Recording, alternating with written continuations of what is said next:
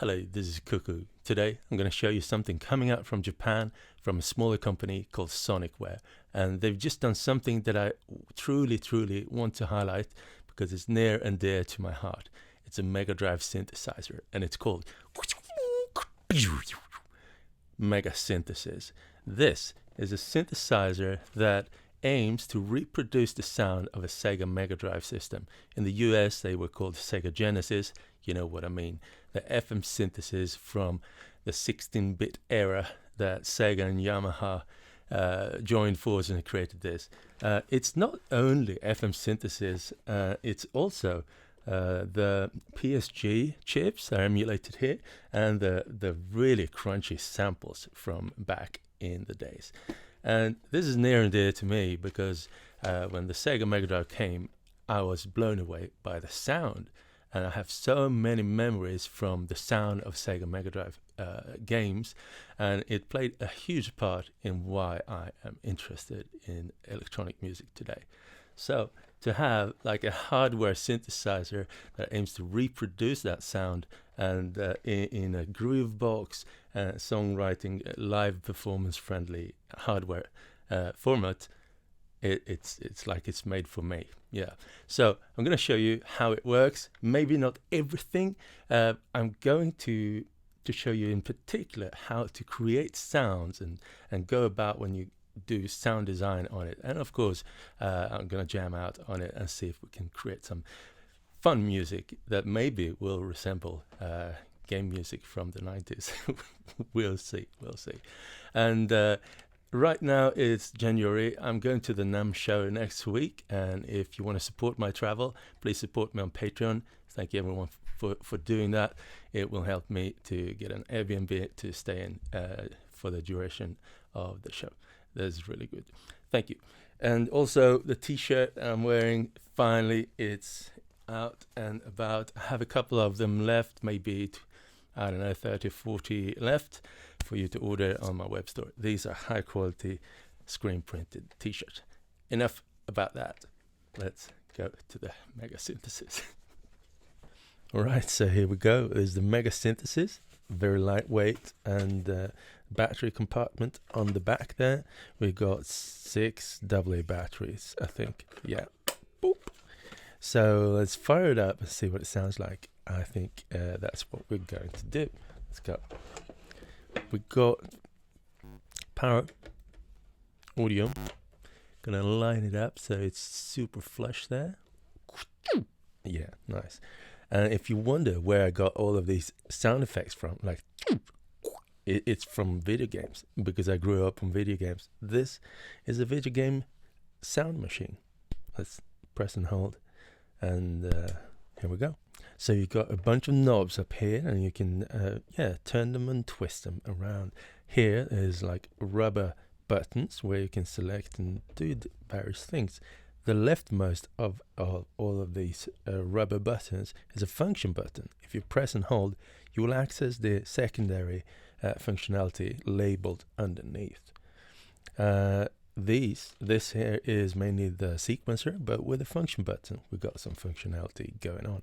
And here is mainly the keyboard, but with the function button, we've got a bunch of different options there. So what does it sound like? I'm going to press FM1 there and press a key.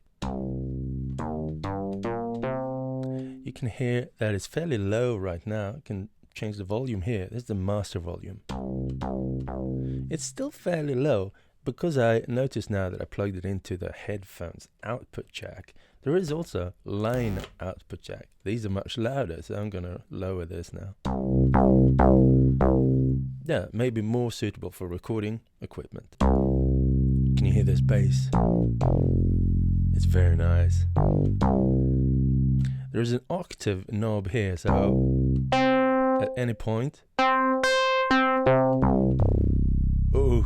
you select a bank of sounds here, and you select the sound here. So let's try out some different patches. Select the bank and the patch. There is no velocity sensitivity on the keyboard itself.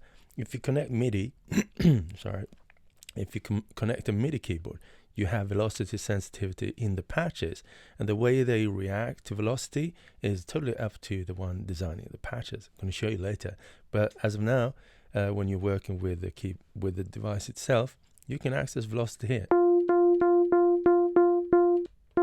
So for that patch, nothing happened with velocity. Let's check out another bank here, bass.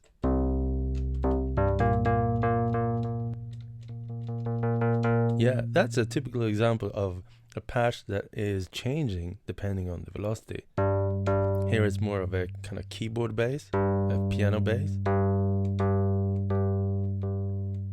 And less of that attack is apparent, while also becoming lower in volume. Yeah, another one.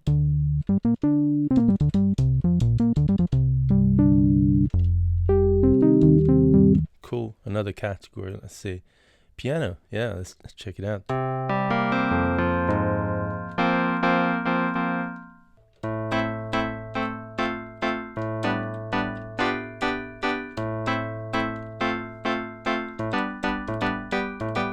Another one.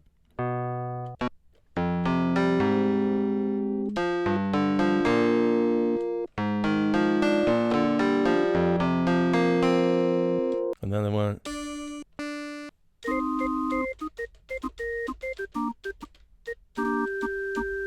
Bass. Yeah, first bass.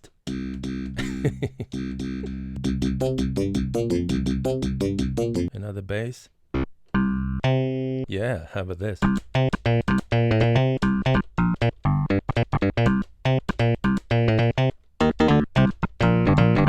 Alright, that's some other sounds. Guitar, yeah? Holy crap, that's... This is like fighting the boss in a shoot 'em up game, like Thunder Force 4 or something.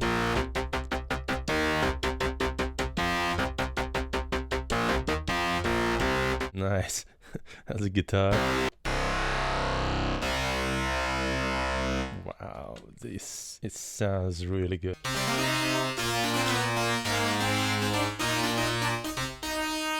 With the distortion going on, that much of that distortion, if FM synthesis distortion feedback.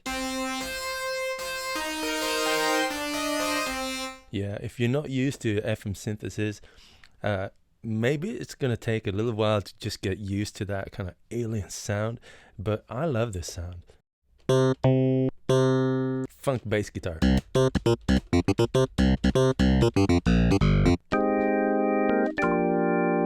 Yeah, so now we're in the FM category here. We've got 3 FM tracks, FM synthesis here. So we can have 3 of them layered at the same time that we can later on sequence. But here we've got 2 other tracks. It says PSG 1 and 2, and it's a totally different synthesis chip here. It sounds like this.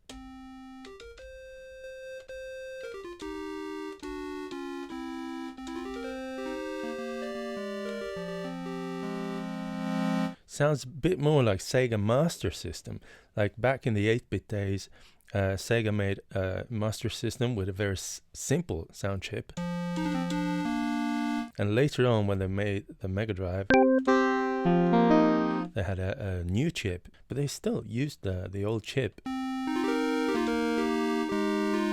So in this chip, you can change not the patches, but you can change the square, or into a noise and then square, pulse, tune it.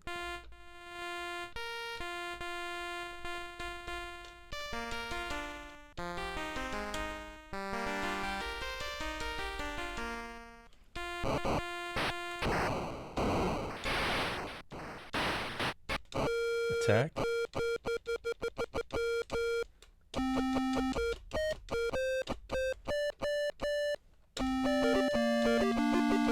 I think maybe they share for polyphony, so you can have like 2 or 3 there and 1 there if you want to. If you want to make vibrato, check this out. You can use these speed, sweep range.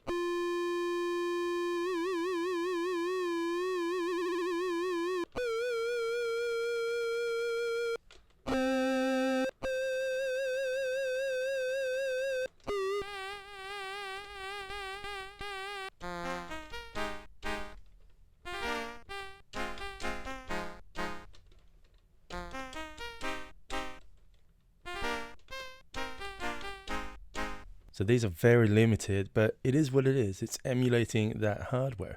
And the last track that you can sequence is the PCM track. The PCM track is samples and is also trying to emulate that sample, the way of handling samples that the Sega Mega Drive could do. So let's listen to some samples. Level.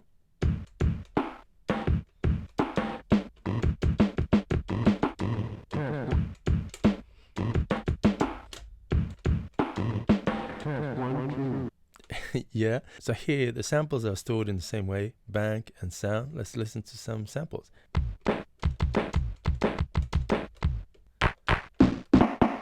Oh yeah, you see what it says there.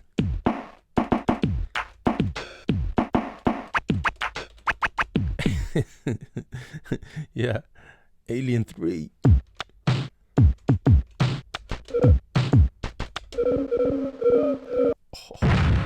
Oh, epic.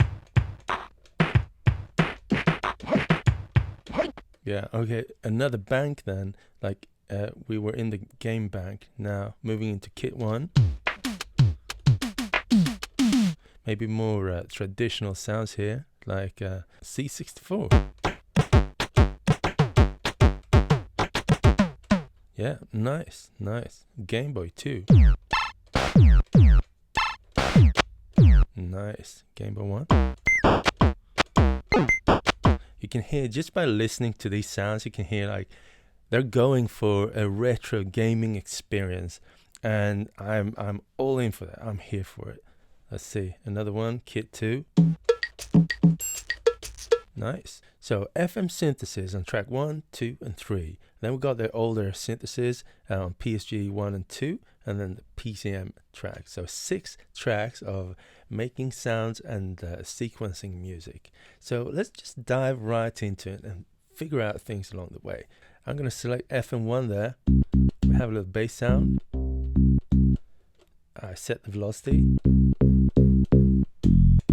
Okay, I'm going to program and enter a little bass sequence here. So press and hold.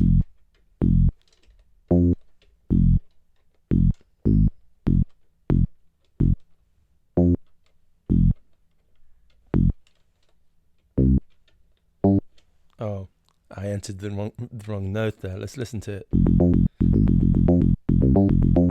I wanted this note, so I'm going to clear that note. Hold clear, press it, enter the new note. Cool, that's a little bass line. Yeah, that's pretty bonkers. Let's move on to track number 2 and make a little melody there. So what goes well with that? Like a lead. Let's see what we have here.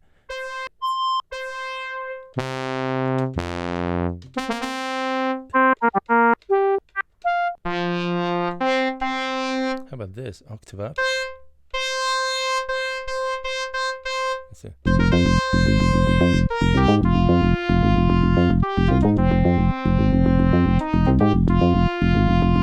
Yeah, how about that? That requires several pages, because we could see the sequencer going there. 2, 3, 4 pages. It requires 4 pages, so I need to make this track longer. I can do that. I'm now on track 2. I'm gonna press function and length. Boop. It says 16. I can dial in the exact number of steps I want each track to be, and they will move out of sync, which is pretty cool. But I'm gonna press and hold function, which will then kind of move in hold pages. So 2 pages would be 32 steps long, 3 and 4 pages would be 64 steps long. So now it's 4 pages long. I've prepared it to take a longer sequence, and I could record this in real time. And one thing you need to know, that when you record in real time, as right now in this firmware, there is no unquantized mode, so it's going to conform to the steps, and there is also no exact precise length. It's programmed to be the length of a step or the length of several steps tied together. In order to record longer notes, we need to turn on a little function called tie, and it's right there. I'm gonna press function, and I could check it, and I can see that it's already on. It's lighting up there. If it's off, it cannot record long notes as we record them. So I'm gonna keep it on. Yeah. So let's record in real time then. Press rec and play. And now you can see it's counting in. That's very nifty, but it's a bit difficult to know without the metronome. So let's turn on the metronome for this. We can see a little metronome symbol here. I'm gonna press function, and this, it says off. Now it says on. The metronome is on, but we can't hear it. So I'm gonna press metronome setting and volume. Like this value knob here is changing the value that is presented on the screen at the moment. So right now we're still in the metronome setting volume. So I'm gonna, yeah, there we see. Yeah, now we've got a little metronome there. Could be nifty. So I'm gonna practice a little bit first. Let's see. Okay, that's fine. So rec and play.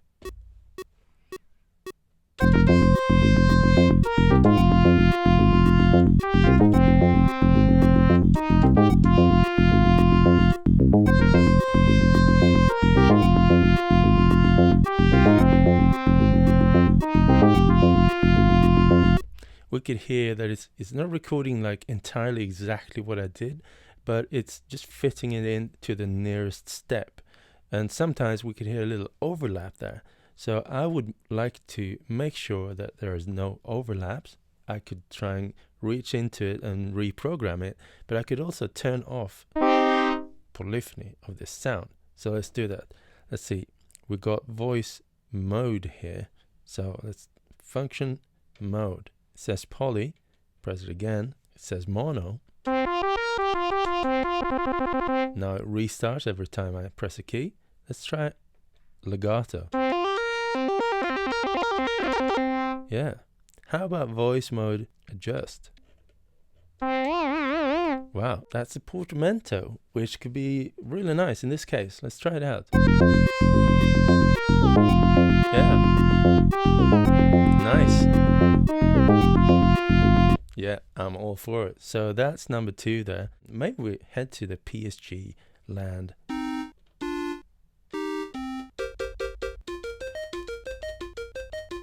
Yeah, that would be nice. So how about exploring if there is an arpeggiator that could play that automatically for us? Let's see here. We got mode, poly, mono, legato, arpeggiator. Yeah. Okay. Yeah, I like it. Alright, I'm gonna do it. Let's see. Rec and play.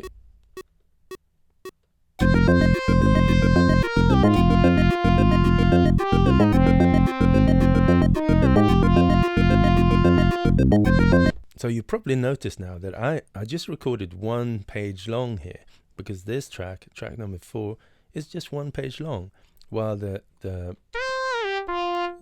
melody there is 4 pages long. So just reminding you that you can combine different lengths together, which is really cool. So how does it sound? Cool. I'm going to turn off the metronome function. Metronome. Pretty good. I'm going to do another thing just to isolate that. You can press function. You can see the text mute underneath. I'm going to mute this and then listen to just that. Wouldn't it be cool if we had a reverb on that? Well, glad you asked. There is a reverb. We got this here. Effects send. Let's see if we have something there in the effects. Woo! There's a reverb. And the effect settings are here. The 2 parameters for the effect. Right now there's a reverb, as you can hear. It's short. Now it's long. Super short. How about this?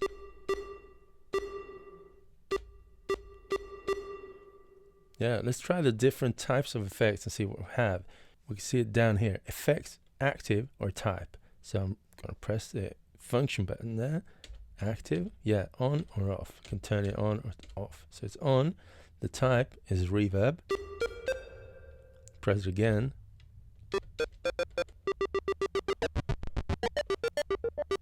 That's a bit crusher. Again, now it's a distortion. Yeah, again, compressor, low pass filter, high pass filter, ISO. What's that again? Oh, interesting. Next one, right mix, and now here's a delay. Cool. I'm gonna go for the reverb there.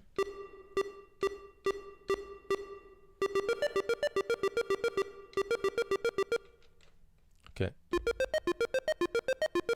that's nice. Maybe that I'm gonna mute this and unmute the melody. Maybe the melody could also use some reverb. Now the Sega Mega Drive did not have any of these types of effects. No DSP power in that one. So this is moving more into modern territory.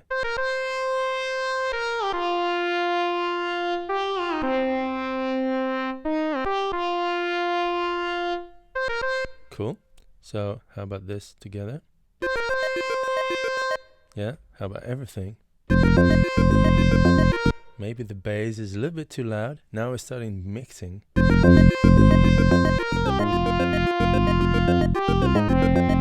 And maybe the melody as well.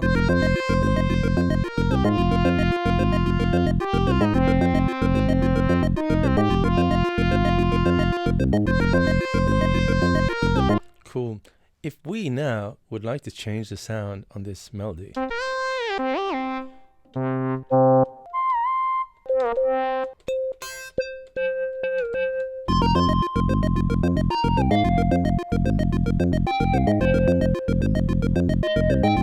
how about that? That's pretty nice. Well, we could change the sound now because I hadn't locked the sound into the sequence. The sound was just on the track and the sequence was on the sequencer. But there is a way to lock the sound into the sequencer.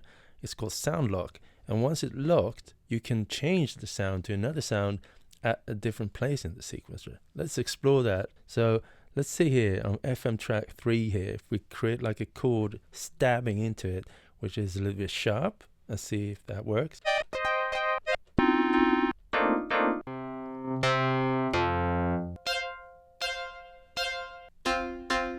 I'm going to record it now in a way that it's being locked into the sequencer by pressing parameter lock one more time until it's lighting up in orange. Every trig now on the sequencer is going to be recorded into the sequencer. And later on, I could record other sounds onto the same track. I'm going to show you in a bit. So now that it's on, it's going to remember this patch selection per step. First of all, I'm going to make it 64 steps long, shift and length, and then 64. Rec and play.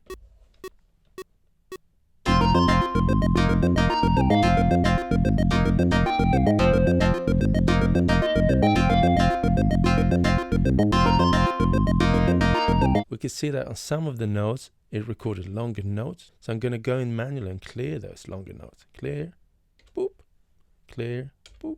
So let's say shorter. The way to navigate to the next page is by using these here. Now we're on page 1 or 3 or 5 or 7. I'm going to press this. Now we're on page 2. It says there. Page 1, page 2 looks good. If I press page 1 again, I'm going to alternate and go to page 3. Looks good. And now here we're on page 4. Clear, clear, and let's go.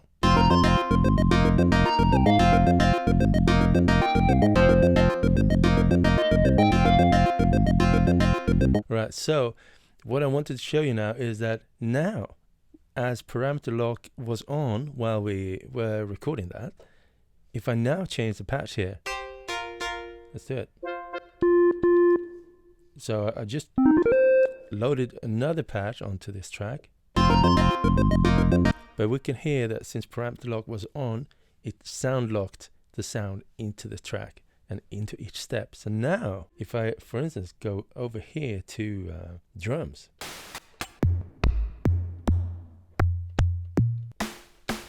How about an FM snare drum? Let's see if we can. Yeah, just punched in the snare drum there.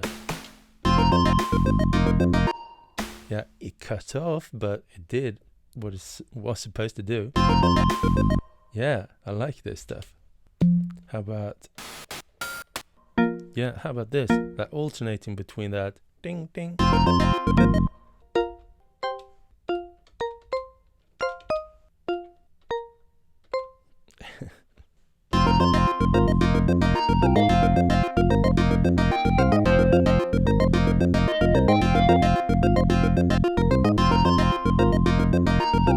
I like it. So I want to change the panning on each of those stabs here.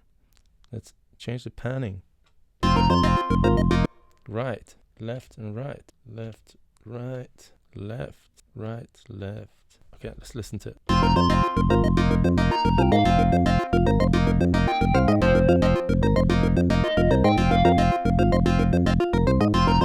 I like it. How about also adding more reverb on the stabs? This one. Yeah, good dish. These two, reverb. Okay.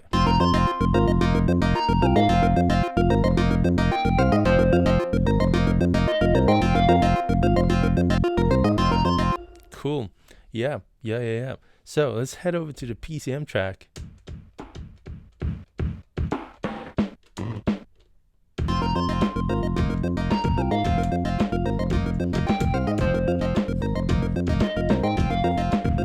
Yeah, let's record it.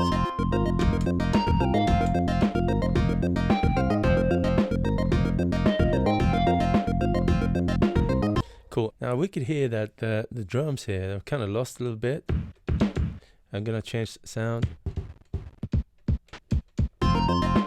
But we recorded that with parameter lock on, so when I'm changing sounds now, we're not gonna hear that. So I'm gonna do this, I'm gonna clear these, and I'm gonna turn parameter lock off for now. How about this? Okay.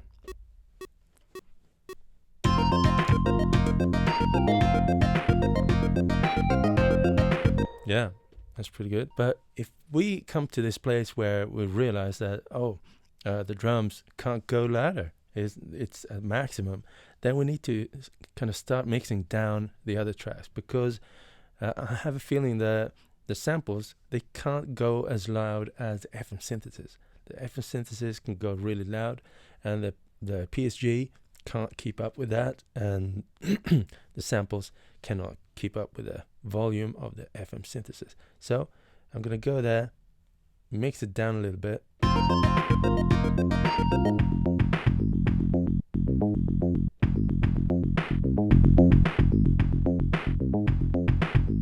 Next one.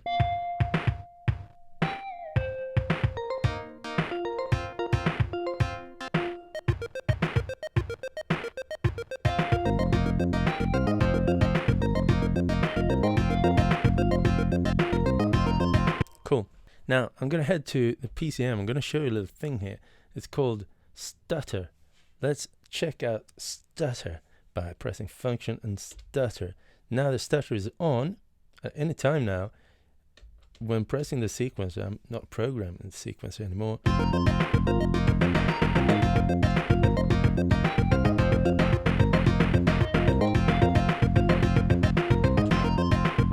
I am, as you can hear, I was reaching into the sequencer and isolating certain steps and having those steps repeat.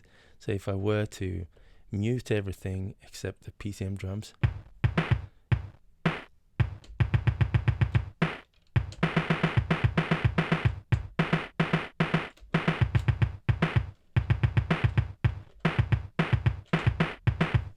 so it's a way to kind of make variations on the fly, but it's only doing it on the actual step that you're on. So if I were to play it on, for instance, the bass,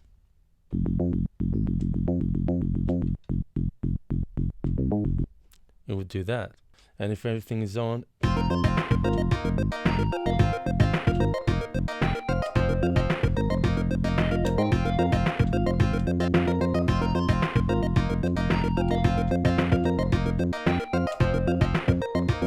bass.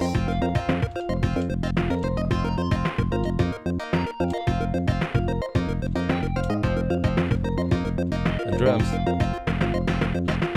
Yeah, I think it's a really good way to make like short and sudden variations. Cool. Now we're gonna save this because it doesn't save things automatically. Function and pattern and save.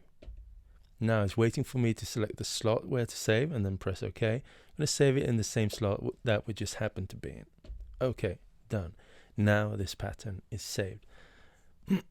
If you were to listen to a master making tracks on this, I'm not a master yet, but I'm aspiring to be one because I really like it. Press pattern, navigate. We can navigate with this value here, and we can listen to Yuzo Koshiro's excellent tracks that he made for it. So listen to this one. He actually made very short snippets of music that comes from the video games from the 90s, which he scored, maybe even as far as back as in the late 80s. So let's listen to this one.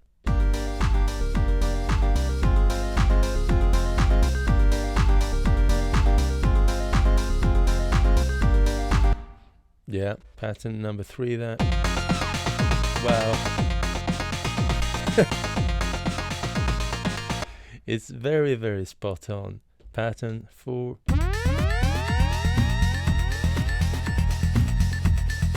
It's so good. It's making me smile. Oh, ninja music and a super shinobi. It's spot on. Pattern.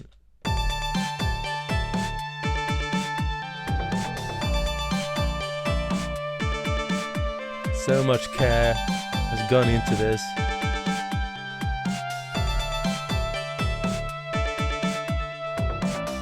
Yeah, very nice. This is so good.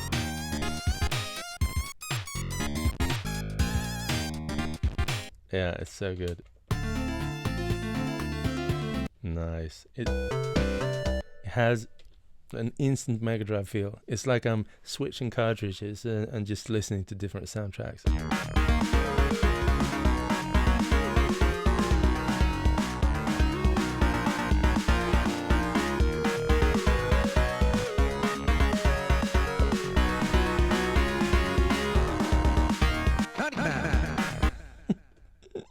I love it. Yeah, as you can hear, I'm not quite there yet, but it takes a great deal of care to make stuff like that. And if you only have one synthesizer and this is it, you can do stuff like that if you just put your mind to it and work and learn how to create sounds that fit everything you want. Speaking of creating sounds, let's turn this into a creating sound machine. I'm going to go to another pattern, press pattern, another one, empty. Now, I'm going to set this into patch making mode, FM edit mode. So we were briefly just touching on how to make sounds with a PSG, and that's very simple. But now I'm going to take a great deal of time of this tutorial to how to make FM sounds.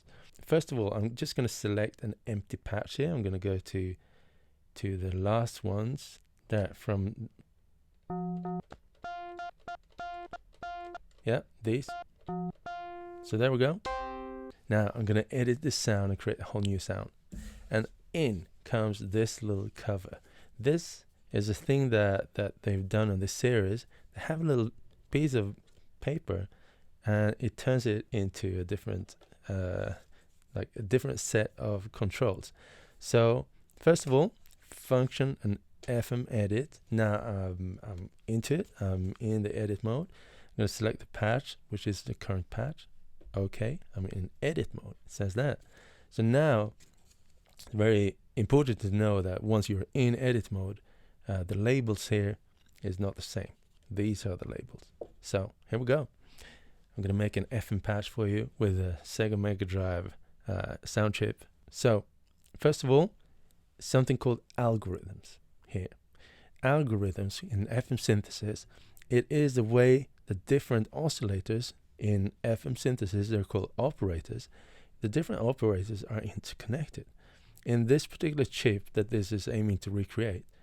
So each sound has got 4 different sound emitting entities, and they can all start to modulate each other's frequency and create unexpected, or if you know what you're doing, expected overtones. So let's get to it.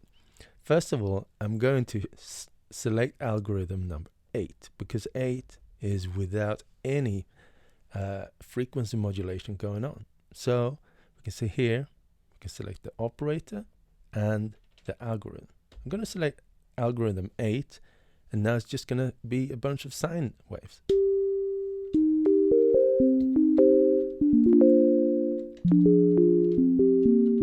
Very nice. So I'm going to go through all the operators here. Operator 1, level, off. Level down, level down, level down. So now it should be totally silent because all of the 4 operators are not emitting any level. Very true. How about we go to operator 1 there, we can see there, and bring it up, level up. Yeah, we can hear it. We can change the multiplier frequency .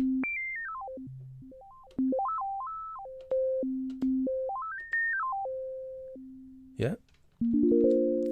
And we've got a somewhat different, compared to today's conventions, envelope here that dictates the volume over time. We've got something called rate and not time. So attack rate, when attack rate is low, it's very slow. And when attack rate is high, the attack slope is fast. The same with decay rate. The rate is low, means slow. Sustain level after that, no.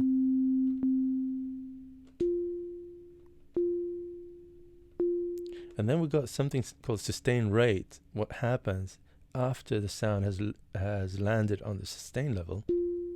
It actually continues to die. It's not very common today. Was very useful in FM synthesis. Alright, that's nice. How about operator 2? I'm gonna take the level up. It's the same frequency. How about changing the frequency? We can hear them side by side. It's just mixed. Nothing frequency modulation going on. But together they make a sound. And organ sounds, they're typically made like this.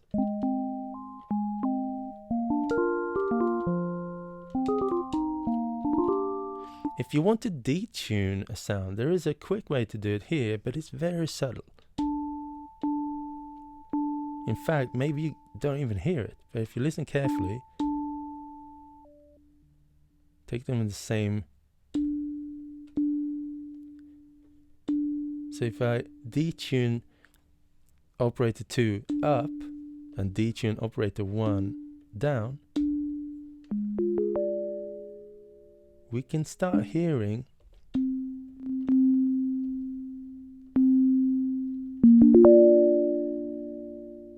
a little vibrato because they're not entirely in tune. I'm going to tune them back again, and I'm going to detune operator 2 heavily instead by pressing fine here, down here.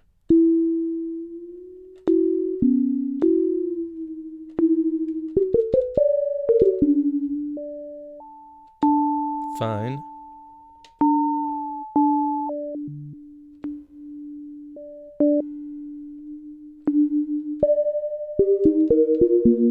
So now if this detuned sound had a slow attack rate,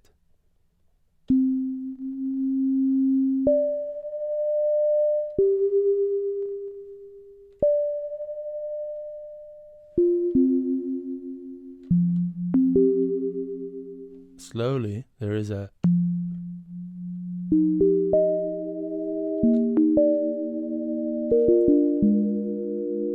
it's very interesting, right? So operator 1 now and operator 2, they are slightly out of tune.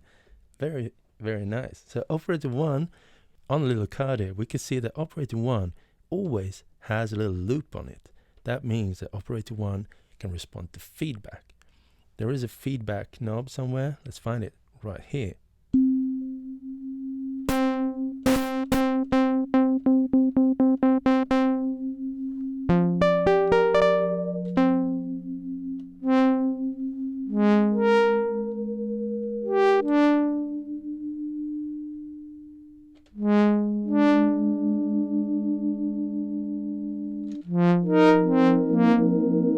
And feedback is now, as we are on algorithm number 8 here, feedback is now the first flavor of FM synthesis. The sound is coming out of operator 1 and into itself to modulate its own frequency.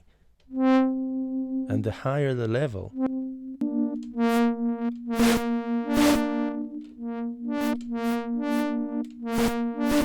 the more it approaches something turning into noise. So what now if we change to another algorithm? So let's change to something simple like algorithm 5. 1 and 2, 1 is going into 2. Let's do that, see what happens with the sound. 5.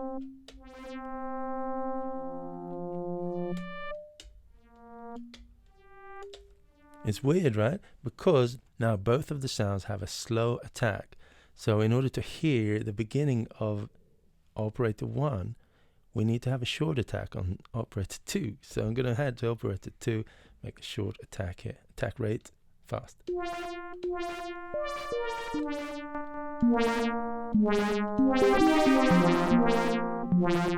And now if we go to operator 1 there, that is going into operator 2, and changing the pitch of that.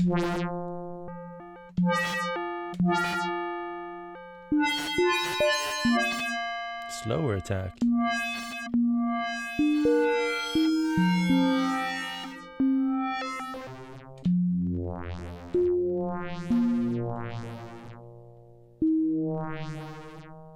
Slower sustain rate.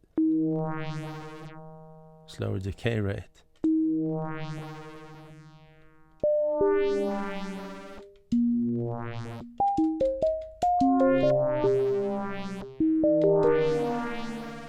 Interesting, a bit funky. Now, this little chain here, operator 1 going off into operator 2, that is one part of the sound. Now we've got another chain available, operator 3 and 4, that is totally unused right now. We can mute operator 1 and 2 by just lowering the volume and level of operator 2, because that's the one going out into the mix. Going to operator 2, level 0, it's silent again. Going to operator 4, because that's the one going out into the mix. So how about making a piano sound on this part of the patch? So I'm going to raise the volume of operator 3, going into operator 4. And let's check the multiplier here. This is 1, this is 1.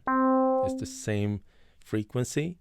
And if I change operator 3 going into operator 4 to 3, it's 3 times the rate.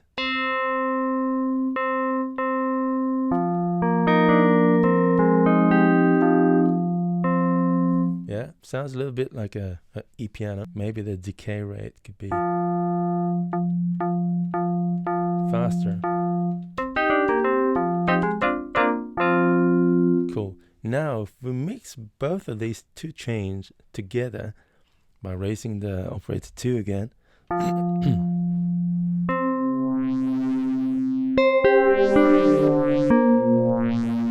bit wonky. It doesn't really fit together. So I want to make it fit together a little bit nicer. Maybe make this operator 4 shorter.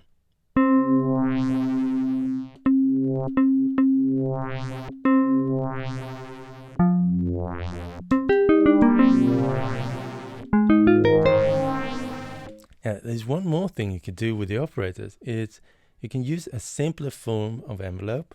So operator 2 there, for instance. If I want that to loop, I could go to SSG EG, envelope generator that is a different type. It says off now. So if I change this, we can see a graphical representation on the screen there. So this is looping now. So if we go to, let's see, I want number 4 there to have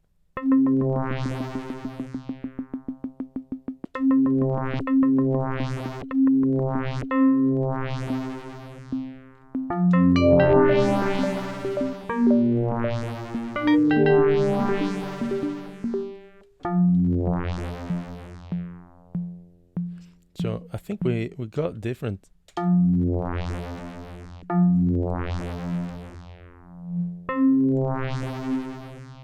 Operator 2, I want the... Yeah, now we're talking.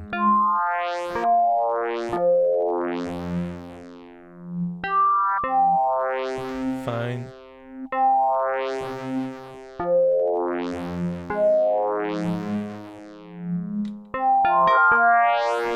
Cool, I like it. I'm gonna save this by pressing OK.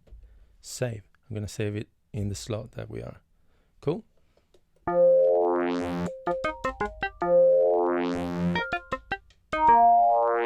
Cool, and then off you go. Select another patch. OK. Number 5. Lowering the level of everything. 4.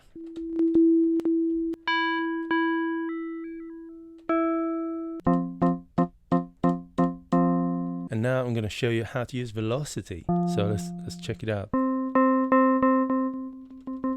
Right now, it's by default, it's set to just raise and lower the volume of all the operators. But if we go into this velocity sensitivity, it's set to 127, which is the maximum amount that each operator follows the velocity. Just going to turn it off on all of the operators to begin with. So now it won't respond. So if I wanted to, for instance, only operator 2 should respond to velocity.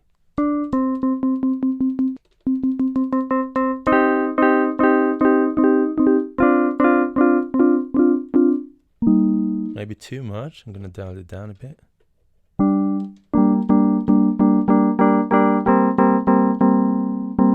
And then operator 4, which is kind of the overall volume. A little bit of that as well.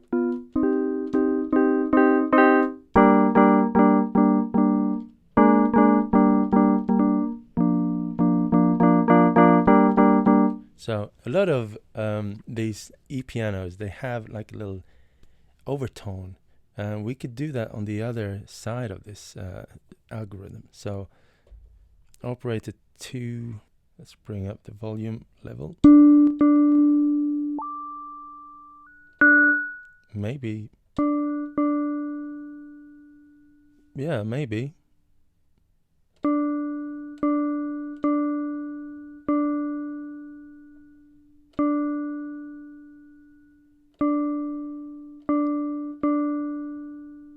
So now, and sending into that operator 1. Let's see.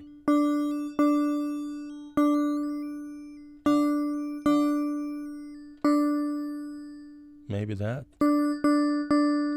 Just much quicker.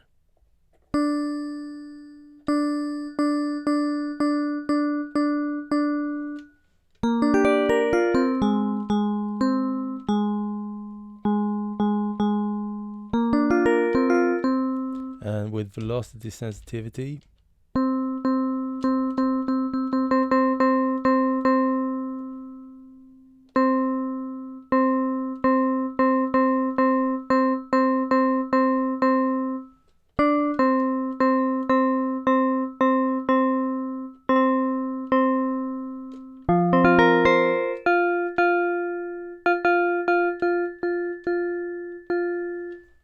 operator 2 should also be velocity sensitive.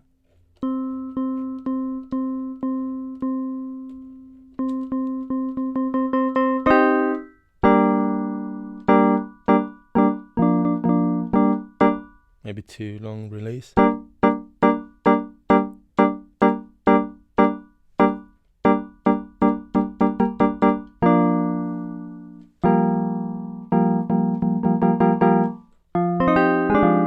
Alright, that's the piano. Let's save it. And save. Now let's try this with an external MIDI keyboard. Let's try it. I'm gonna exit this now because I'm done with FM editing. I'm gonna load that sound that we just made. Cool. Now we go.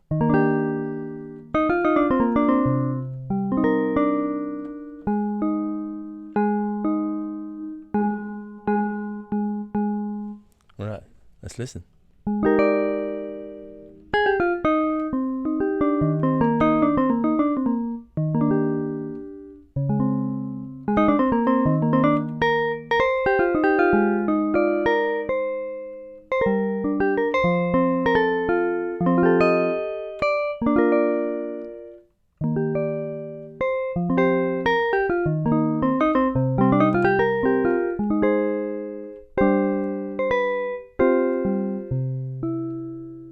Cool. With this Arturia keyboard, it's very easy to select different MIDI channels. So now we're on MIDI channel 1. It's here. MIDI channel 2. Playing this. Channel 3. Same patch. 4. 5. 6.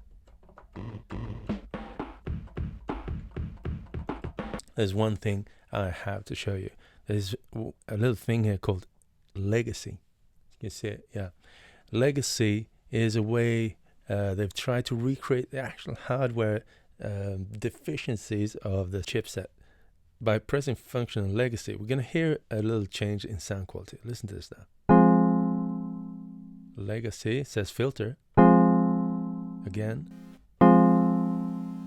Ladder. And that one. And off. Especially the ladder.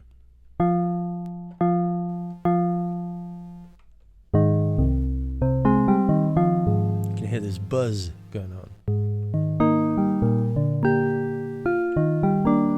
which is a huge deal. It's a big part of the identity of the Sega Mega Drive. And I'd say that it's nice as there, but it's not entirely accurate. Actually, on the Sega Mega Drive, it was much more aggressive and kind of vivid.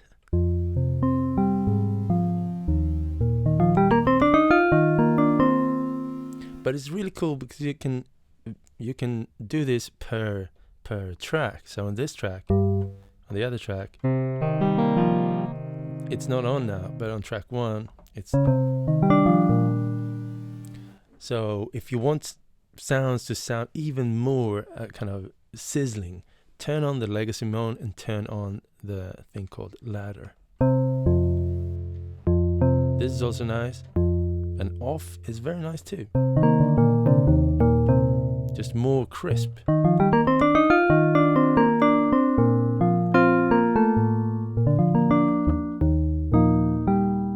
Cool. So with all this that we've learned now, I'm going to try and create a little song. Let's go. So, kick. No. Oh, this is nice. This is nice.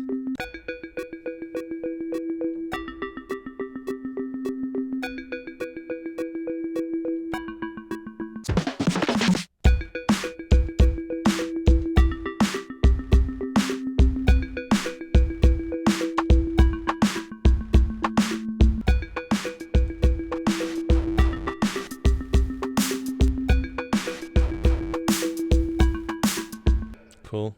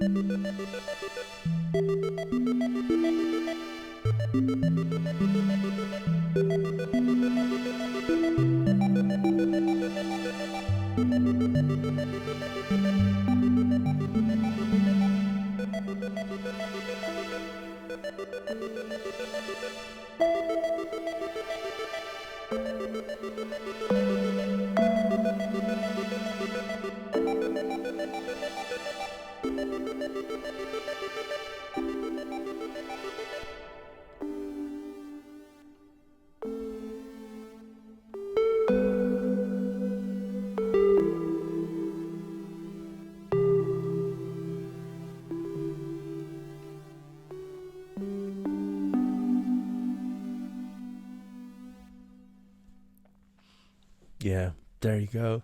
That's my first proper song jam with a mega synthesis by Sonicware. If you enjoy the stuff that I'm doing here on YouTube, please consider throwing in some donation over Patreon. That is helping me tremendously, especially in a month like this when I'm traveling to the NAMM show to report from the show floor of music gear out in the wild.